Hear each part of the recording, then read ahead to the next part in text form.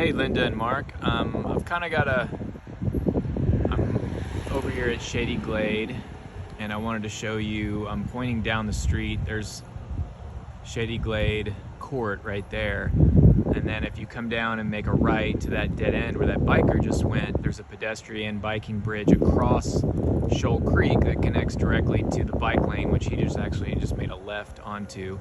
So you would have that bike lane down to where the Shoal Creek Trail starts and then takes you downtown, as we've discussed before, from the Rosedale property. But you do have easy access to it, but you would travel down Shoal Creek on that bike lane. I just wanted to show you how close and accessible that is, because I don't think it's very obvious. And of course, the floodplain runs along there behind these houses, several hundred feet away. This is a buyer that just finished looking at the house, and that's one of the cons I'll mention about this one, is that you have very attractive and viable small remodel that's for sale here, and so you're kind of competing against people that really like this lot, and there's a really cute home on it. I mean, the roof is only 2 years old. There's a standing seam 2-year-old roof, and it kind of has all the cute paint and kitchen items and big plate glass windows and beautiful trees, etc. Get into the trees in a second, but I wanted to show you and come by here in particular to show you what's happening on this cul-de-sac. I mean, there's two builds here that are very compelling. Well, first of all, these are the legacy homes, you know, the 2-1s, 3-1s, carport, etc. And then really similar lots behind.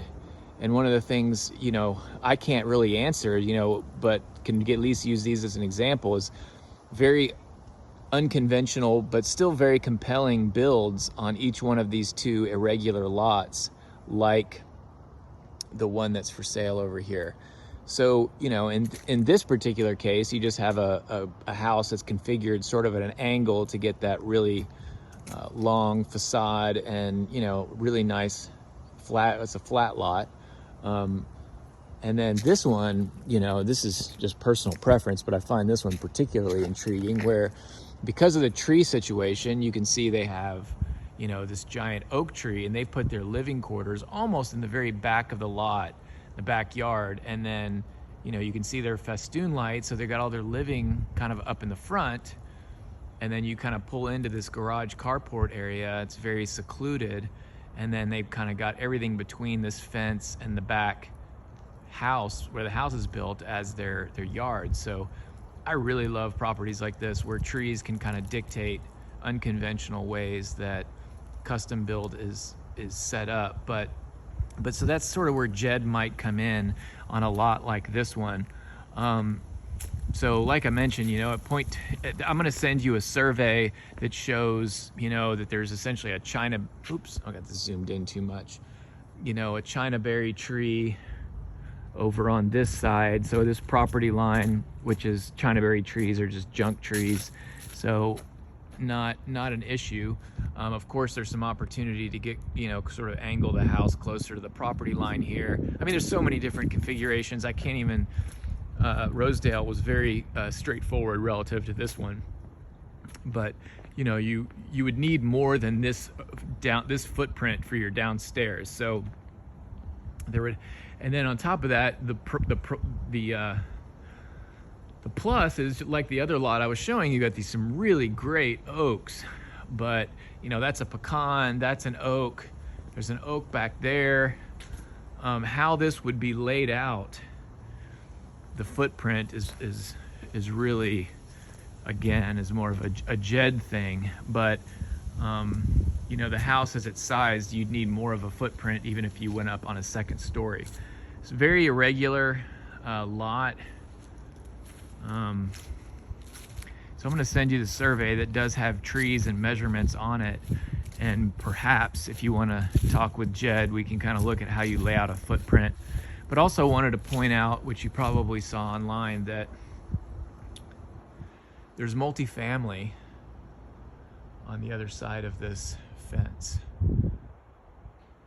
So you can see the carports there, and And then you can actually see more of what this house looks like. I just really love stuff like this. But so they've kind of got like an L shape around those big oaks, all on one story. And then, you know, kind of you walk up to the carport at the front of the lot. That may or may not be possible here. You may or may not be interested in something like that. But I thought, you know, just making this quick stop would give you a little bit of a better view than just me sending the survey.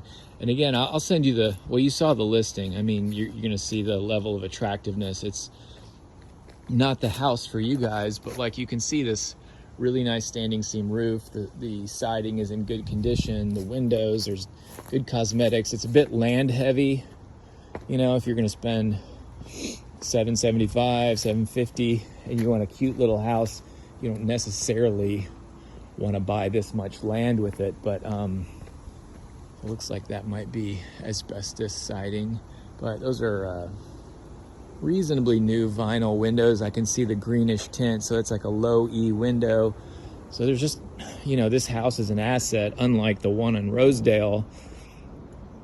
The one in Rosedale, the back house probably could have been an asset for somebody, and that's probably the ultimate buyer, but this one is for almost everybody. So anyway, between the survey, I really wanted you to see that the precedent that's kind of next door. Also, I guess unlike Rosedale, you don't have multifamily across the street. This is very much a quiet single-family neighborhood. But it is funny that you do have that dot of multifamily in the back, along the back fence line. Seems pretty, you know, limited exposure. But anyway, I'll send you a little package of this, but all for now from here.